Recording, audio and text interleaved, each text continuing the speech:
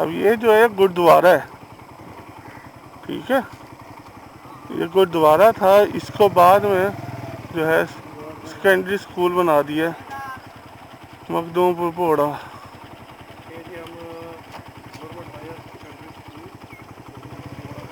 جو کہ کسی دور میں گردوارہ تھا۔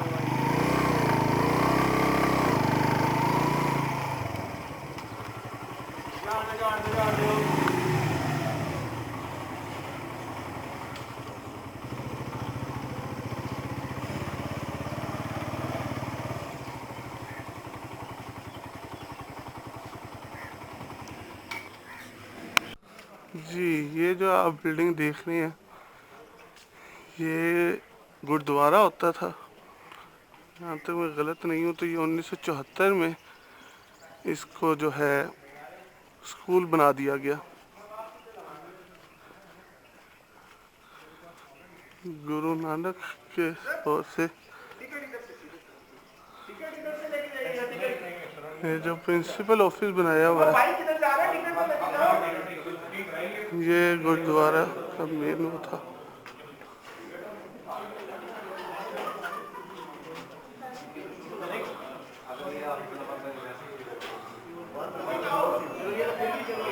یہ آپ کو گردوارے کی شباہت ملے گی۔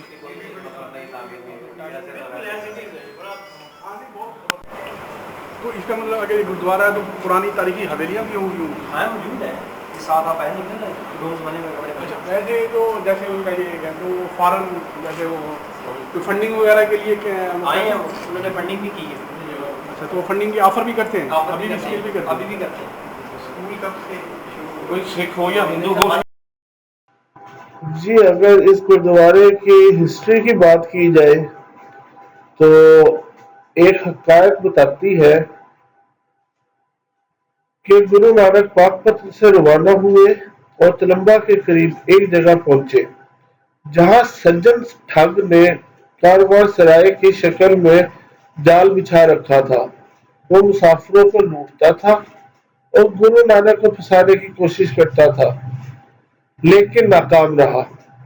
گرو نانک نے یہ شبد یہاں تخلیق کیا، کانسی چمکدار اور چمکدار ہوتا ہے لیکن جب اسے رگڑا جائے تو اس کا سیاہ پن ظاہر ہو جاتا ہے، اسے دھونے سے اس کی نجاست دور نہیں ہوتی چاہے 100 بار دھویا جائے۔ یہ شبد سن کر سجن گرو کا دوست بن گیا۔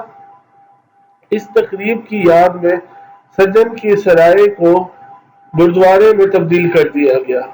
بھائی جودھا سنگھ ست گرو ہرگوبند جی کے شاگرد اور آرمی جنرل گرو سر اسی گاؤں کے رہنے والے تھے۔ یہ گردوارہ ان کی اولاد میں سے کسی نے تعمیر کروایا تھا۔ 1947 میں تقسیم کے بعد پانی پت ہریانہ میں ان کی اولاد بیانہ قبیلہ نے ایک نیا گردوارہ قائم کیا اور 1974 میں حکومت پاکستان نے اس کو سیکنڈری اسکول کا درجہ دے دیا گیا۔ اور اگر گردوارے کی بات کی جائے تو اس کی حدود 2 گنبدوں کے علاقے میں بلوچستان کے واقع ہے۔ اس کے مغرب میں ایک بڑا تالاب ماربل کا بنا ہوا کرتا تھا جسے اب مٹی سے بھر کر برابر کر دیا گیا ہے۔ اگر یہ مٹی کھودی جائے تو اصل تالاب بحال ہو سکتا ہے۔ سنگت کے قیام کے لیے 4 دیواری کے ساتھ کمرے بنائے گئے ہیں۔ یہاں ہرے بھرے درخت اور پھولدار پودے ہیں جن میں گلاب اور چمیلی اور دیگر پودے ہیں جن کے پھول چاروں طرف کھلتے ہیں۔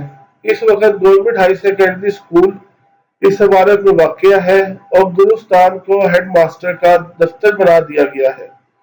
گنبد کا اندرونی ڈیزائن آج بھی وہی ہے جیسا کہ صدیوں پہلے تھا اور فرش کی ٹائل بھی ویسی ہی ہے، پھر بھی دیگر دیواروں اور عمارت کو باقاعدہ سفید کر دیا گیا ہے۔